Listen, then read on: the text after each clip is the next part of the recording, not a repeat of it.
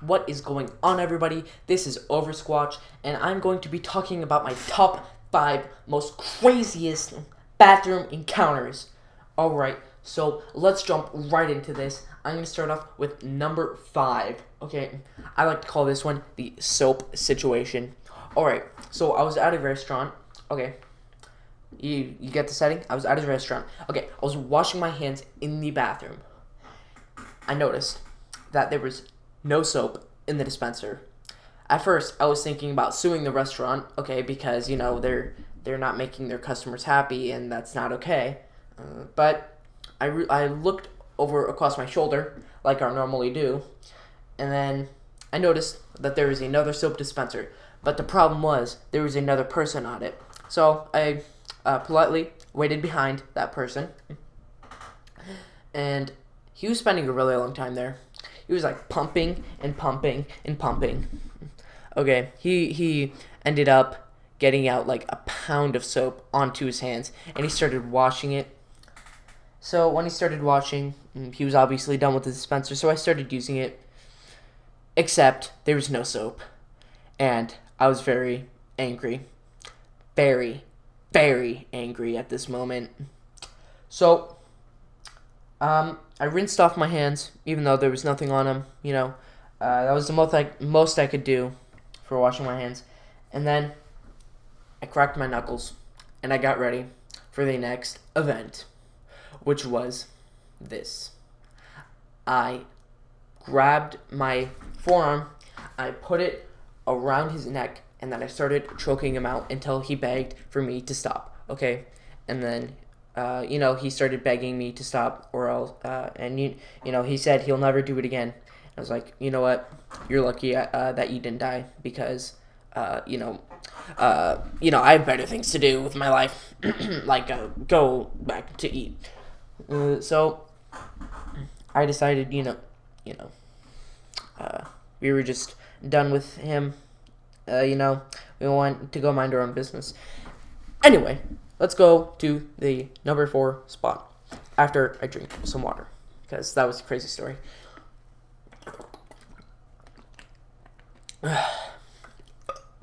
Alright, I got some water in my digestive system. Actually, it's my excretory system. Anyway, let's not get off topic. Let's go to the number 4 spot for the craziest bathroom encounters. This is what I like to call the urinal situation. So, I was in a bathroom at the movie theater, and it was a pretty boring movie. So, it wasn't a boring movie. I just wasn't paying attention because I was tired. So I was like, you know what? I'm gonna go to the bathroom because I don't know the plot anyway. And when I went to the bathroom, there were 6 urinals. Okay, and I was the only one in the bathroom. So I was like, okay, that's fine. I will go to the first urinal. Okay, because that's just common sense to go to the first urinal at a bathroom. If you don't go to the first urinal in these situations, like, oh, what is wrong with you? Anyway, I started peeing, and then right when I started peeing, some other man walked into the bathroom. And keep in mind, this person looked like a homeless person. And he moved right next to the urinal. He went to the urinal right next to me. Okay, keep in mind, there was 5 other urinals he could have used, and he happened to choose the one that was right next to me. I don't know about you, but that seems pretty insane and pretty, horrible. So, by the time he moved, I actually finished up my pee. But I was still pretty mad because he didn't use his logic sense that he learned in school. So I washed my hands, and then I cracked my knuckles, and I taught him a lesson, and he begged for mercy, and then I was like, fine, I have better things to do with my life, but, you want to make sure that you never do that again. He was like, okay, I'm sorry, I will never do that again. Anyway, let's move to the number 3 spot. So, here's what happened. I cannot remember where this was, or where this place was, but I do remember that this was a very crowded place. So I was in the bathroom, okay, And there was not really any urinals. It was mostly just stalls. It's kind of like a ladies' bathroom. I've actually never been in a ladies' bathroom, so I wouldn't know. Um, but yeah, it was very populated, unlike my other stories. And after I finished doing my duty in one of the bathrooms, I went to go grab some toilet paper, and there was none left. And then I asked the person in my neighbor, because I knew there was someone over there. Hey, do you have any toilet paper? I'm going to need some toilet paper, please. May I please have some toilet paper? And then he was like, no. He just flat out said no. So this obviously got me very angry. So immediately, I just like busted down the door that was in between us, and then it was pretty weird because the wall was pretty light, but it started causing him to bleed like a lot. So I stepped on his blood wound, and then he was like, I am sorry, I will never do that again. I will give you some toilet paper. I was like, no, I'm gonna get it myself.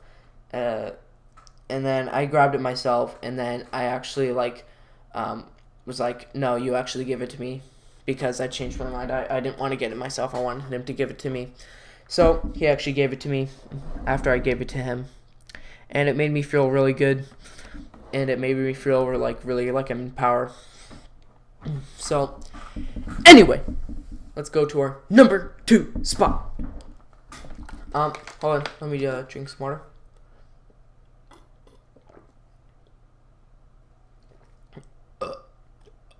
XD.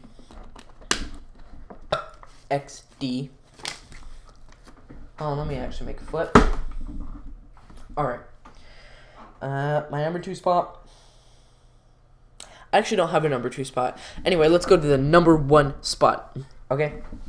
So, I was actually, I'm gonna call this one the, I don't know what to call this one. I'm not going to give any of these stories names because that's kind of lame. Like, who needs that? Anyway, let's talk about the story. So, I was actually in the stall. Again. The same kind of bathroom, except there was no people. Except it was just, it was just me. I mean, there was like a couple people. Few people. Me, some other guy, and some other guy.